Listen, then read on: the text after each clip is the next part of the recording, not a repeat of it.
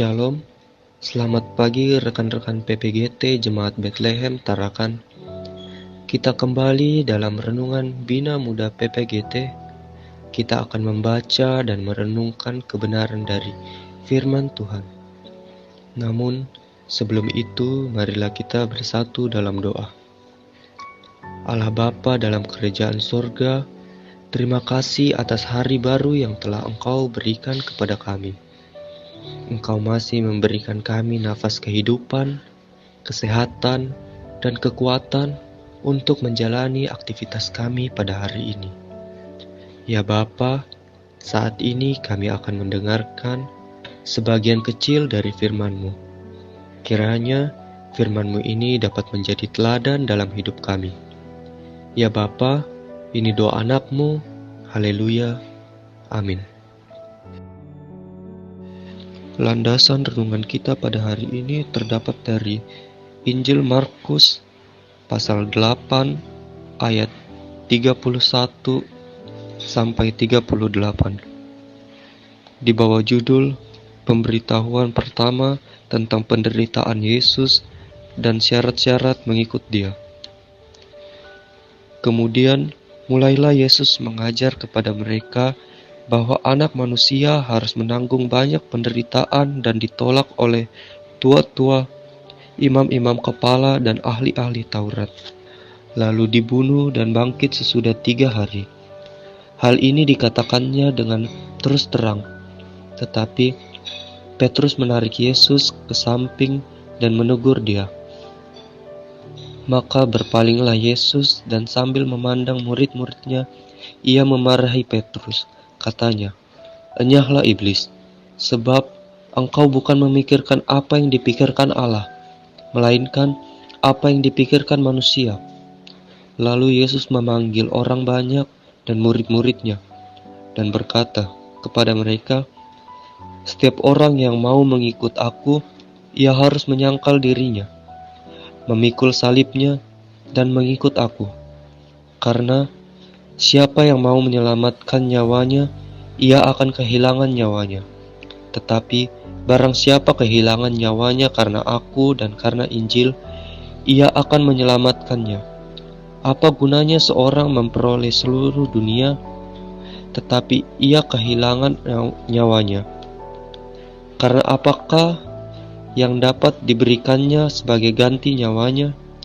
Sebab barang siapa malu karena aku dan karena perkataanku di tengah-tengah angkatan yang tidak setia dan berdosa ini, anak manusia pun akan malu karena orang itu apabila ia datang kelak dalam kemuliaan Bapanya diiringi malaikat-malaikat kudus."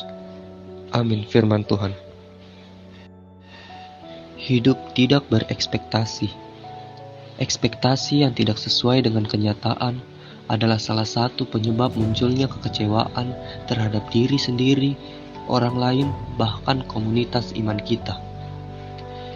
Berekspektasi adalah sesuatu yang baik, sebab maknanya sejajar dengan memiliki harapan yang besar.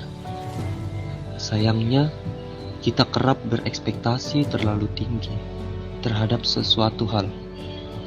Bila kenyataan tidak sesuai dengan ekspektasi, maka kita pun dirundung kekecewaan yang besar juga. Petrus juga memiliki ekspektasi terhadap Yesus. Sesungguhnya, ekspektasi Petrus terhadap Yesus berdasarkan pada pengakuan imannya pada Yesus. Engkau adalah Mesias. Mesias berarti yang diurapi. Dalam Perjanjian Lama, orang yang disebut yang diurapi merujuk pada raja yang memimpin bangsa Israel. Sama halnya dengan orang Yahudi lainnya. Petrus memiliki ekspektasi Mesias yang akan membangkitkan kembali kerajaan Israel. Fokus Petrus ialah kebangkitan dan pembebasan bagi Israel dari sang Mesias yang ada di hadapannya saat itu. Inilah ekspektasi Petrus. Berdasarkan ekspektasi itulah Petrus menegur Yesus di samping ketika Yesus berbicara tentang penderitaan yang akan dihadapinya. Petrus menegur Yesus sebab ekspektasinya tidak sesuai dengan perkataan Yesus. Mesias yang diharapkan menjadi pembebas dan pembawa kemenangan atas Israel tidak seharusnya menderita. Namun, Yesus memarahi Petrus dan mengatakan, "Enyahlah iblis, sebab engkau bukan memikirkan apa yang dipikirkan Allah, melainkan apa yang dipikirkan manusia."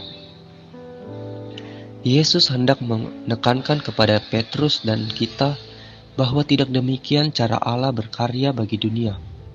Ia tidak hanya datang bagi kelompok tertentu, tetapi bagi semua. Pembebasan yang diberikan Mesias tidak bersifat eksklusif, tetapi pembebasan yang membawa pembaruan yang bersifat holistik dan berlaku bagi semua makhluk. Petrus menegur Yesus karena ia tidak mengerti. Ia hanyalah manusia biasa yang hidup dalam ekspektasi manusianya. Ia tidak mengerti bahwa Allah sanggup melakukan jauh dari ekspektasi manusia biasa. Untuk itulah Yesus menyadarkan Petrus dari ekspektasinya yang bersifat eksklusif itu. Sobat muda, hal ini menyadarkan kita bahwa dalam mengikuti Yesus, kita harus belajar meredam segala ekspektasi yang mungkin saja hanya menguntungkan diri atau kelompok kita saja. Kadang banyak orang yang mengundurkan diri dari sebuah pelayanan hanya karena masalah ekspektasi terhadap pelayanan yang tidak sesuai dengan realita yang ada. Mungkin kita kecewa, namun ingatlah bahwa mengikut Yesus adalah dasar hidup kita, bukan sesuai ekspektasi manusia kita. Sebab mengikut Dia adalah harga yang harus dibayar. Ia harus menyangkal dirinya, memikul salibnya dan mengikut aku, seperti yang tertulis dalam ayat 34. Jadi, alih-alih berekspektasi, sebaiknya kita hidup memikul salib bersama Kristus. Siapkah sobat muda? Cobalah renungkan, apakah sobat muda pernah berpikir untuk mundur dari persekutuan PPGT karena ekspektasi sobat muda tentang pelayanan di PPGT tidak sesuai dengan realita yang sobat muda hadapi dalam pelayanan saat ini.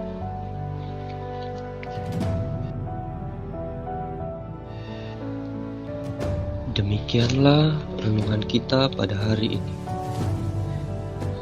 Mari kita satu dalam doa.